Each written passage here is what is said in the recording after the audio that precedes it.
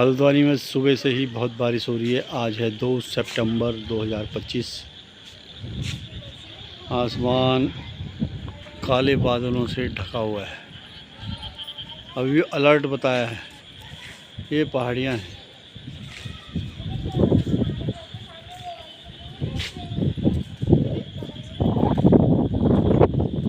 मौसम देखो, हवा चल रही है।